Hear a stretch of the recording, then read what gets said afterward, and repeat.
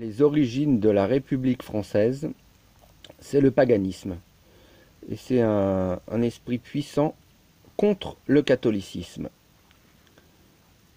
Le vrai visage de la République actuelle idolâtre est religieuse, non laïque. Le premier commandement dit « Un seul Dieu tu adoreras parfaitement ». Ça indique qu'on ne doit pas adorer les idoles, les faux dieux, les déesses. C'est un péché mortel qui entraîne à l'enfer.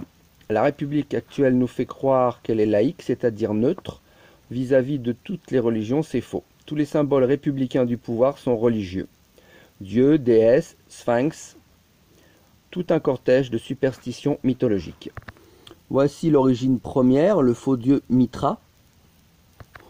Voyez bien, il porte un bonnet phrygien identique au bonnet républicain. Donc la symbolique du bonnet phrygien républicain. Phrygie, région nord-ouest de l'Asie mineure, entre l'Égée et le pont Euxin, célèbre pour le culte de la déesse Cybèle. Le bonnet phrygien représente en fait la croyance au paganisme.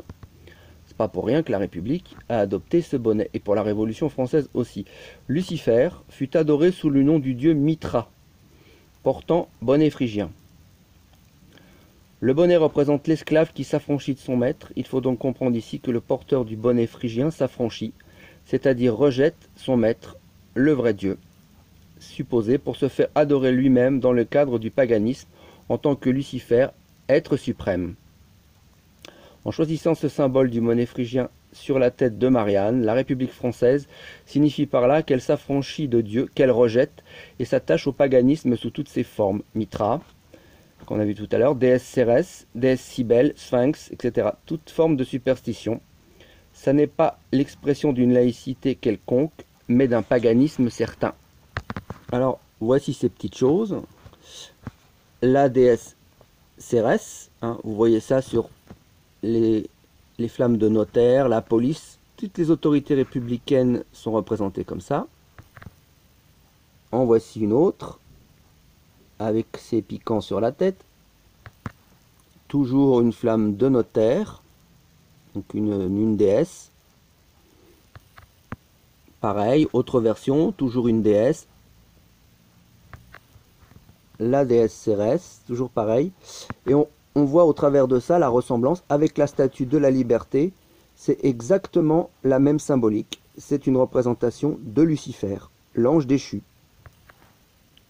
En voici d'autres. On trouve ça sur les amendes de voiture, pour ceux qui ont des voitures. Voici une autre. Un notaire. Voilà, les petites flammes de l'enfer en fait. En acceptant, comme elle dit, toutes les religions, la République, faussement, elle n'en accepte en fait aucune en particulier, sinon la sienne, la religion luciférienne. En théologie, pour les initiés, la déesse Cérès est même la représentation de Isis, déesse des Égyptiens sous sa forme cachée. Cérès est la déesse de l'agriculture, identifiée aussi à Déméter. En bref, la République actuelle, c'est tout ce qu'on veut, sauf le vrai Dieu, Père, Fils et Saint-Esprit. Isaïe chapitre 14, verset 12. Comment es-tu tombé du ciel, Lucifer, avec un L majuscule, qui dès le matin te levait? Comment as-tu été renversé sur la terre, toi qui faisais des blessures aux nations? Lucifer, avec un L majuscule, qui signifie le nom propre. C'est Vénus, l'étoile du matin, fille de l'aurore.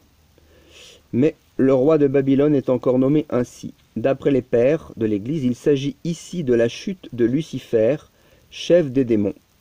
Voir Luc 10, 18. Et il leur dit, je voyais Satan tombant du ciel comme la foudre.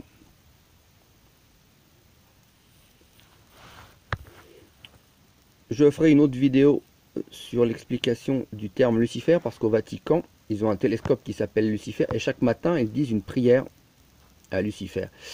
Évidemment, pour se dédouaner du truc, ils disent que ça veut simplement dire étoile du matin. Ce qui est vrai aussi, mais ça ne veut pas dire que ça. Et avec un L majuscule, c'est le nom propre. Et la note de la Bible est très claire, il s'agit de l'ange déchu, qui a pris le nom de l'étoile. Donc ceci, ou la statue de la liberté, signifie bien une représentation de Lucifer. Et d'ailleurs, on peut se poser la question quand tout un continent, comme l'Amérique, prend ça comme symbole. Et ces piquants là sur la tête, c'est tout sauf rassurant, quoi. Ça ressemble à la couronne d'épines du Christ, quoi. L'Amérique, comme la France, crucifie le Christ, hein. Et c'est pas pour rien, je crois que c'est le sculpteur Bartholdi qui a fait ça. Et c'est pas pour rien que la France a offert le flambeau, hein. Bon, là, elle n'a pas de flambeau, mais là, par exemple, elle a un flambeau. Donc c'est ces deux peuples qui marchent ensemble, notamment la France au travers de la maçonnerie, contre le Christ et ses institutions. La République et la franc-maçonnerie, c'est une même chose. La République a été fondée par la maçonnerie. Et la fausse église de Vatican II, c'est la synagogue de Satan. Et tout ça, ça marche ensemble. Le but étant de détruire, d'ailleurs ils ont réussi, le catholicisme dans ses institutions. Je vais vous montrer quelque chose. C'est sur l'esplanade de la mairie, à Paris. Il faut monter assez haut pour le voir. Et ça démontre bien que la maçonnerie et la synagogue de Satan, ou le temple juif, c'est la même chose. Regardez bien. Donc sur le parvis de la mairie, vous avez ça, c'est la devise de Paris. Fluctuat nec mergitur. Ça représente la nef des fous, ce qu'on appelle la nef des fous, le bateau, le mât, le dessus, et les filins qui tiennent les voiles, enfin bon, le bateau. C'est un bateau stylisé, c'est ce qui est sur le parvis de la mairie. Et si on le retourne, voilà, c'est le chandelier juif.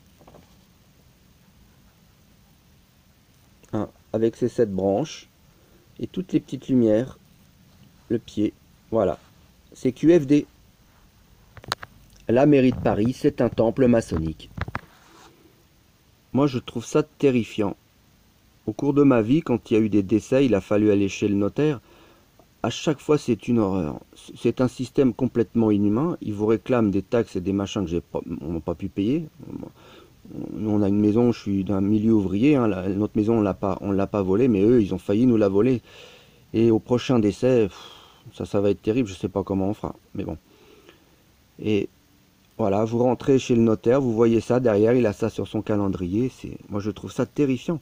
La police, c'est pareil, et toutes les institutions d'autorité de la République ont comme emblème Lucifer, l'ange déchu, et ils le savent même pas.